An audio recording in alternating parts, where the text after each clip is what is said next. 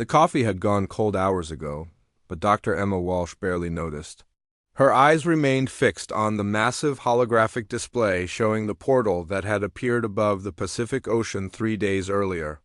The swirling vortex of blue and silver energy stretched nearly 2 miles across, defying every law of physics she knew. Ships from around the world had gathered at a respectful distance, their crews watching and waiting for something to emerge. When it finally happened, Emma almost missed it.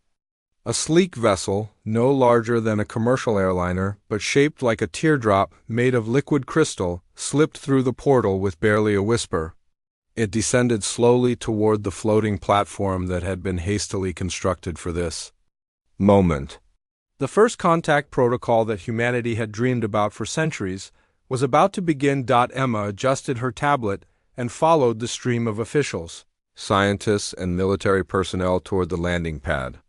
Captain Ryan Torres walked beside her, his weathered face showing the kind of calm that only came from years of combat experience. He had been assigned as military liaison, though nobody expected trouble from visitors advanced enough to tear holes in space itself. The alien ship touched down without so much as a vibration. For several minutes, nothing happened. Then a section of the hull simply melted away, revealing 3 figures that stepped out into Earth's sunlight. Emma held her breath. They were tall, nearly 8 feet in height, with elongated limbs and skin that seemed to shift between pale blue and silver depending on the angle of light.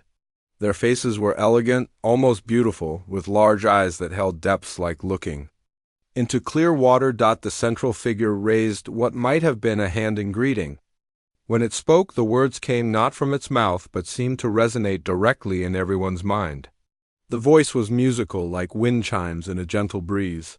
"Greetings to the people of Earth. I am Ambassador Kalen of the Confederation of Worlds. We come in peace and friendship, drawn by your species' remarkable emergence into the galactic community." President Martinez stepped forward, flanked by translators who suddenly found themselves unnecessary. "Welcome to Earth, Ambassador Kalen. We are honored by your visit." The alien's head tilted in what might have been curiosity. Honor is an interesting concept. "We have observed your species from afar and find your development patterns fascinating. You have achieved interplanetary travel and nuclear technology in mere millennia. Most species require much longer periods of peaceful evolution to reach such heights."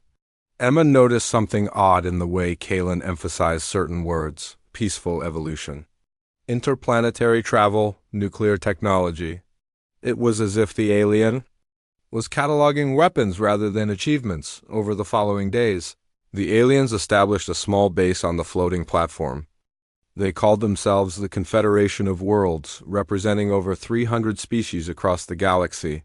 Their technology was beyond anything humanity had imagined. They showed holographic maps of star systems, demonstrated gravity manipulation, and shared images of worlds where cities floated in crystal spheres above seas of liquid light. But Emma began to notice a pattern in their questions. While Earth's leaders eagerly shared information about human art, music, literature, and scientific discoveries, the aliens seemed most interested in military history. They requested detailed files on every major war humanity had fought. They wanted technical specifications for weapon systems, from ancient siege engines to modern missile defense networks. "Why do they care so much about our wars?" Emma asked Captain Torres during a break between sessions. They stood on the platform's edge, watching the alien ship pulse with soft internal light. Torres had been thinking the same thing. "I've been in enough briefings to know when someone's gathering intelligence.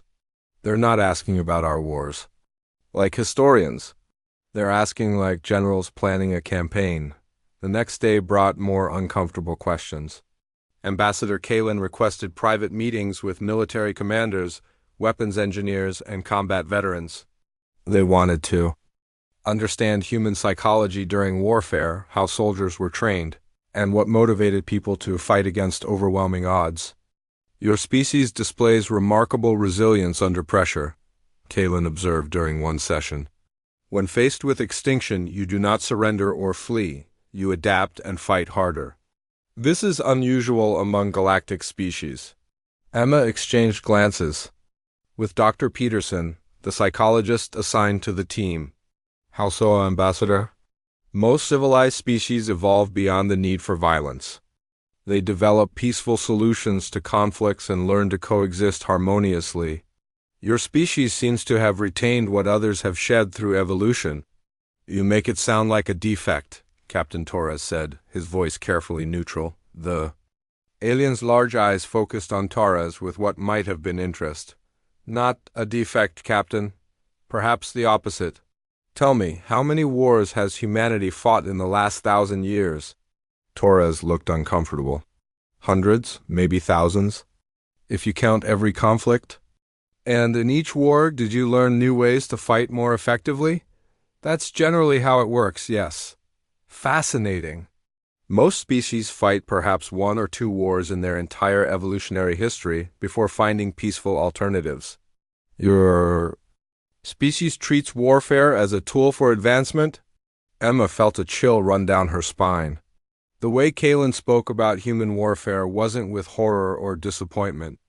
It was with something that looked almost like hunger. That evening, as Emma reviewed the day's recordings, she noticed something else troubling. Every time the aliens discussed their own civilization, they mentioned peace, harmony, and cooperation. They never spoke of armies, weapons, or conflicts. For a confederation spanning hundreds of worlds, they seemed remarkably defenseless. She was still pondering this when Captain Torres knocked on her door. Dr. Walsh, we need to talk.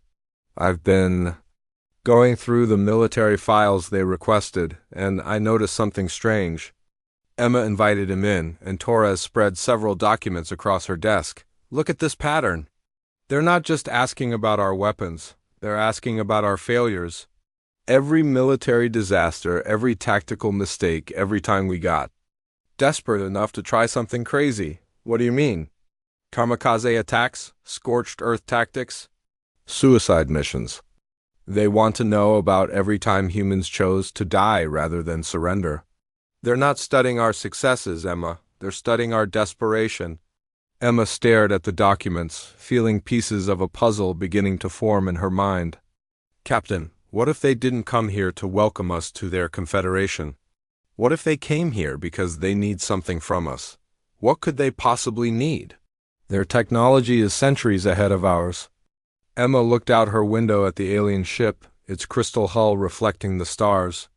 Maybe they need something their technology can't provide. Maybe they need something that comes from millions of years of fighting for survival on a hostile world. Torres followed her gaze. You think they need soldiers? I think they need something more than that, Emma whispered. I think they need warriors. 3 weeks had passed since the aliens arrived, and the floating platform had transformed into a bustling hub of activity. Scientists, military officials, and government representatives from every major nation crowded into temporary buildings that had been assembled around the landing site. The air buzzed with excitement and nervous energy as humanity prepared for its formal introduction to the galaxy. Dr. Emma Walsh sat in the newly constructed conference room, watching as Ambassador Kalen reviewed yet another stack of military documents. The alien had requested interviews with over 200 military historians, weapons engineers, and combat veterans. Each session followed the same pattern. The aliens asked detailed questions about human warfare, taking careful notes on everything from ancient battle tactics to modern psychological warfare techniques. This is standard procedure, Kalen had explained when Earth's leaders expressed concern about the military focus.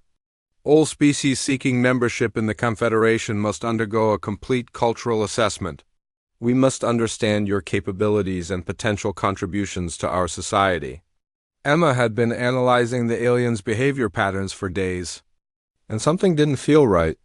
Today's interview subject was Colonel Martinez, a decorated veteran who had served in conflicts across 3 continents. The colonel sat stiffly across from Kalen, clearly uncomfortable with the alien's probing questions. Tell me about the siege of Damascus, Kalen said, consulting his notes. Your forces were outnumbered 10 to 1, yet you held the city for 6 months. How did you maintain morale when defeat seemed certain? Colonel Martinez shifted in his seat. We had nowhere else to go. Sometimes that's all the motivation you need. But surely your soldiers considered surrender? Most rational beings would choose life over certain death. My soldiers weren't most beings, Ambassador. They were human. Emma watched Callan's expression change slightly. The alien leaned forward with what looked like genuine interest. Explain this distinction, please. When humans get cornered, we don't just lie down and die. We get mean. We start looking for ways to hurt the enemy, even if it costs us everything, especially if it costs us everything. Kalen made more notes. This psychological response is consistent across your species? Pretty much. You can push humans around for a while, but eventually we push back. And when we do, we don't hold anything back. After the interview, Emma followed Kalen out onto the platform's observation deck. The alien stood silently, watching the sun set over the Pacific Ocean. For the first time since their arrival, Kalen seemed less composed, almost troubled. Ambassador, may I ask you something? Emma said carefully. Kalen nodded without turning around. You've spent weeks studying our military history, but you've barely asked about our art, our literature, our scientific achievements. Why is warfare so important to the Confederation? For a long moment, Kalen didn't respond. When the alien finally spoke, the musical voice carried a note of sadness. Dr. Walsh, I must share something with you that we had hoped to discuss later. In the integration process, the galaxy is not the peaceful place we initially described. Emma felt her stomach tighten. What do you mean? Kalen gestured toward the stars beginning to appear in the darkening sky. Every few thousand years, a great evil emerges from the galactic core. We call them the Devourers. They are not organic life as we understand it, but machines that consume worlds and convert organic matter into more of their kind. Machines, like artificial intelligence, far worse. They are pure consumption, pure destruction. They have no interest in negotiation, cooperation, or coexistence. They simply devour everything in their path until they have consumed all life in the galaxy, then return to the core to wait for new life to evolve. Emma stared at the alien in shock. How many times has this happened? We have records of 7 previous cycles. Each time the Devourers emerge, consume most galactic civilizations, then withdraw. The survivors rebuild, evolve, and spread across the galaxy again. The cycle repeats. And you think they're coming back? Kellen's head moved in what might have been a nod. Our deep space sensors detected movement in the galactic core 18 months ago. We estimate 5 years before they begin their next expansion. Emma felt cold despite the warm evening air. That's why you're here. You need Earth's help. The Confederation has spent 10,000 years preparing for their return. We have built mighty fleets, developed incredible weapons, created defense networks that span entire star systems. But in every previous encounter, we have failed. Failed how? Kalen turned to face her, and Emma saw something in those alien eyes that chilled her to the bone. Fear. Dr. Walsh, the species that make up the Confederation are ancient and wise. We have evolved beyond the need for violence. We settle disputes through discussion and compromise. We have eliminated war, hatred, and aggression from our societies. That sounds wonderful. It is wonderful. It is also why we lose every war we fight. Emma stared at the alien, beginning to understand the terrible implication. You can't fight because you've evolved past fighting. We have the most advanced weapons in the galaxy, but we lack the will to use them effectively.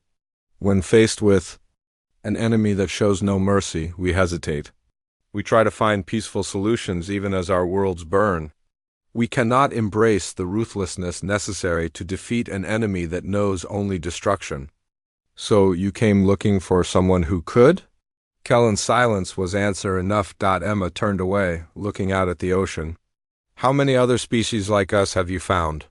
None. In 10,000 years of searching, humanity is the first species we have encountered that retained its capacity for warfare even after achieving technological advancement.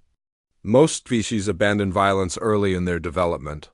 You have refined it, and you want us to fight your war for you. We want to offer you a choice, Kalen said carefully. Join the Confederation as full members. Share in our knowledge, our technology, our resources. In return, help us defend the galaxy against an enemy that will destroy everything we have built. Emma laughed, but there was no humor in it. You mean help you defend everything you've built? What about Earth? What about humanity? Earth lies directly in the Devourer's projected expansion path. When they begin their advance, your world will be among the first they encounter. The words hit Emma like a physical blow. You're saying we're going to be attacked whether we help you or not. I'm saying that the choice is not whether to fight the Devourers. They will come regardless. The choice is whether to fight them alone with primitive weapons and no knowledge of their capabilities, or to fight them as part of a galactic alliance with access to technologies beyond your current understanding. Emma closed her eyes, feeling the weight of an impossible decision settling on her shoulders. Behind them, she could hear the sounds of the platform's evening shift change. Humans going about their business with no idea that their species had just been conscripted into a galactic war. There's something else, isn't there? Emma said quietly. Something you haven't told us yet. Kalen hesitated. The Confederation has been preparing for this war for millennia. We have contingency plans, fallback positions, and evacuation protocols for our core worlds, but Dr. Walsh, I must be honest with you. In our projections, Earth's position makes it impossible to defend. Your world will likely fall within the first year of the conflict. Then why are you bothering to recruit us at all? Kellen's answer came so quietly that Emma almost missed it. Because even if we cannot save your world, we need your people too. Help us save the galaxy. We need soldiers who will fight even when there is no hope of survival. We need warriors who will choose death over surrender. Emma opened her eyes and looked at the alien with new understanding. You need us to die for you. We need you to die with us, Kalen corrected. The question is whether humanity will face extinction fighting for something larger than itself, or face it alone and forgotten on a world that will be consumed either way. Dr. Emma Walsh stared at the genetic analysis results on her screen for the third time, hoping she had made an error. The data was impossible to ignore. 3 samples from 3 different alien species, all showing the same fundamental patterns. She rubbed her tired eyes and checked the time. 4 a.m. But sleep was impossible when the implications of her discovery were so staggering. The genetic material had been provided willingly by the Confederation representatives as part of the standard scientific exchange program. Ambassador Kalen had even encouraged the analysis, claiming it would help humanity understand their new galactic neighbors. Emma doubted the alien had expected her to find what she was now staring at. Every species in the Confederation shared remarkably similar evolutionary markers. They had all developed on worlds with abundant resources, stable climates, and minimal environmental pressures. None showed the genetic scarring that came from surviving mass extinctions, ice ages, or the kind of brutal evolutionary pressure that had shaped humanity over millions of years. Emma pulled up Earth's evolutionary record for comparison. Humanity's genetic code told a story of survival against impossible odds. Asteroid impacts, volcanic winters, climate shifts that had wiped out countless other species. Each catastrophe had forced the survivors to become stronger, more adaptable, more aggressive. The gentle aliens of the Confederation had never faced such trials. A soft knock at her library door interrupted her thoughts. Captain Ryan Torres entered, carrying 2 cups of coffee and looking as exhausted as she felt. Couldn't sleep either? He asked, setting a cup beside her computer. Ryan, I need to show you something. But first, tell me what you've discovered about Earth's location. Torres grimaced and pulled up a chair. That's why I'm here. I spent the night going through the navigation data they shared with our astronomers. Emma, we're not on the edge of the galaxy like we thought. We're right in the middle of the main shipping lane between the Confederation core worlds and the Outer Rim colonies. What does that mean? It means Earth isn't some backwater planet they stumbled across. We're positioned exactly where any expanding force from the galactic core would pass through. They didn't find us by accident, Emma. They've known about us for a long time. Emma felt her worst fears being confirmed. How long? Based on the gravitational data and their mapping systems, I'd say they've been watching us develop for at least 10,000 years. Maybe longer. Emma turned her screen toward Torres. Look at this genetic analysis.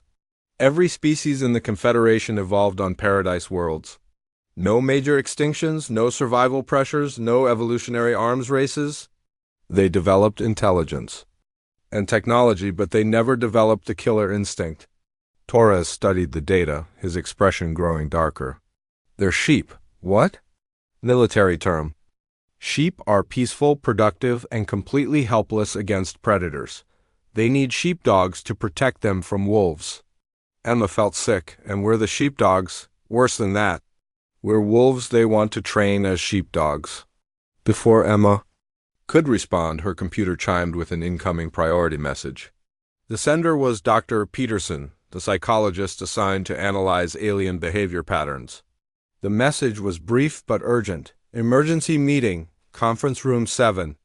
Bring, Torres, trust no one else. They found Dr. Peterson pacing nervously in the small conference room, surrounded by stacks of documents and recording devices. He looked like he hadn't slept in days. Thank God you're here, Peterson said, locking the door behind them. I've been analyzing the psychological profiles of every Confederation species we've encountered. The results are terrifying. How so? Emma asked. Peterson activated a holographic display showing brain scans and behavioral analysis charts.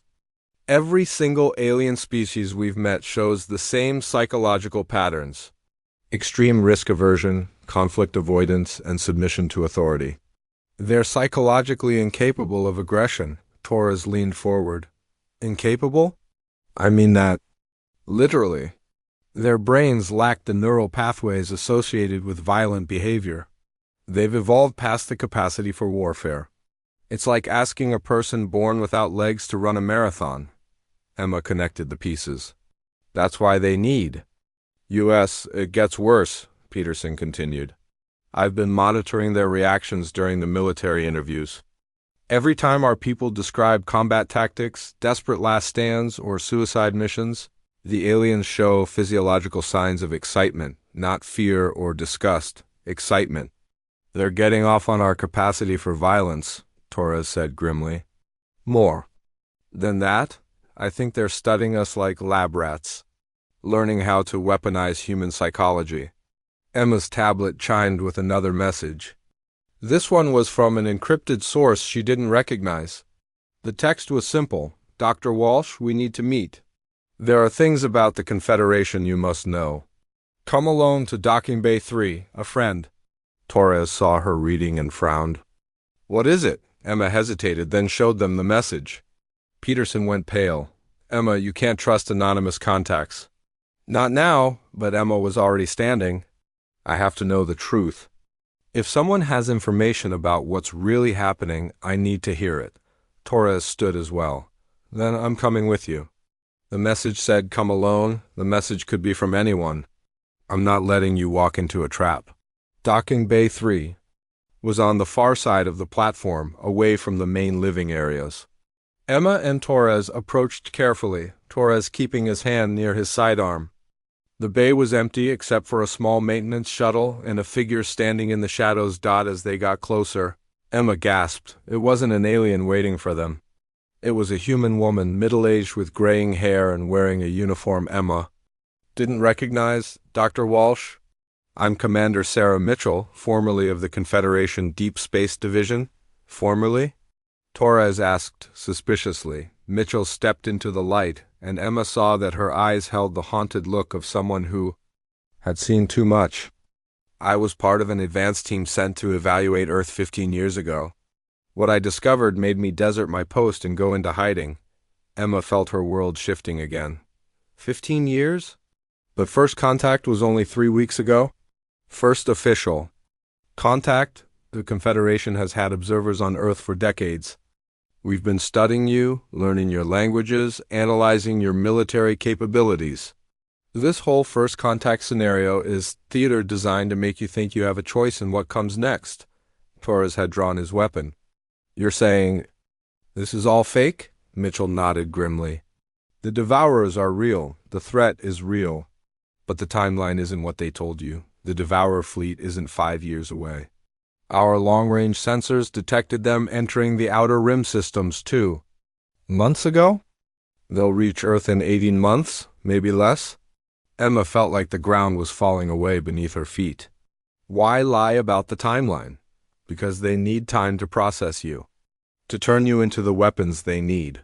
The enhancement procedures take months, and they change more than just your physical capabilities. They change who you are. Enhancement procedures? Torres demanded. Mitchell pulled up her sleeve, revealing a series of scars along her forearm. Neural implants, genetic modifications, psychological conditioning. They don't just want human soldiers. They want human soldiers who are loyal only to the Confederation. Emma stared at the scars in horror. They want to turn us into slaves. Worse, they want to turn you into the galaxy's attack dogs. After the Devourers are defeated, what do you think happens to a species bred for warfare? You become the Confederation's enforcers, keeping their peaceful worlds in line through the threat of violence. Torres lowered his weapon slightly. How do we know you're telling the truth? Mitchell activated a small device, projecting a hologram of Earth surrounded by alien ships. This is real-time surveillance footage from our hidden monitoring stations. The Confederation has had a fleet in Earth's solar system for 6 months. You're already surrounded? The portal above the Pacific is just for show. Emma looked at the hologram in shock. Dozens of alien vessels hung in space around Earth, far more advanced than the single ship that had made contact. They could have taken us any time they wanted. They don't want to take you, Mitchell said. They want you to volunteer. Willing soldiers fight better than slaves. But if humanity refuses to cooperate, they have contingency plans. What kind of contingency plans? Torres asked, though Emma could see in his expression that he already suspected the answer. Mitchell's voice dropped to a whisper. They'll stage a fake Devourer attack on Earth. Make it look like the enemy arrived early. Then they'll rescue the survivors and offer them a choice. Join the Confederation military or watch their species go extinct. Emma felt sick. Either way, they get their human army. The only question is whether humanity goes into this war with their eyes open or closed. Whether you fight as partners or as property. Torres holstered his weapon completely. What do you want us to do? Mitchell looked between them, her expression grave. I want you to wake up your species before it's too late. Because in 18 months, when the real enemy arrives, humanity is going to need every advantage they can get. And the biggest advantage you have is the one thing the Confederation is trying to take away from you. Which is what? Emma asked. Your freedom to choose how you fight this war. And more importantly, your freedom to choose what you become when it's over. The emergency session of the United Nations had been called for 6 in the morning, but by the time the delegates filed into the massive assembly hall, most had already been awake for hours. Word of Dr. Emma Walsh's discoveries had spread through government channels like wildfire, and the implications were staggering. Earth's leaders faced a choice that would determine not just their planet's fate, but the future of humanity itself. President Martinez stood at the podium, flanked by military advisors and scientists. Ambassador Kalin sat in the front row with several other Confederation representatives, their alien faces unreadable. As they listened to the heated debates echoing through the chamber, Emma watched from the gallery as delegate after delegate took the floor. Some called for immediate cooperation with the aliens, arguing that Earth's survival depended on galactic alliance. Others demanded that humanity reject the Confederation's offer and face the coming war on their own terms. The enhancement program offers incredible benefits, declared the German Chancellor. Extended lifespan, increased physical capabilities, access to technologies that could revolutionize our civilization. We would be fools to refuse such gifts. The Russian delegate stood to respond. Gifts that come with neural implants and psychological conditioning? These aliens want to turn our soldiers into their puppets. We should tell them to find another species to fight their war.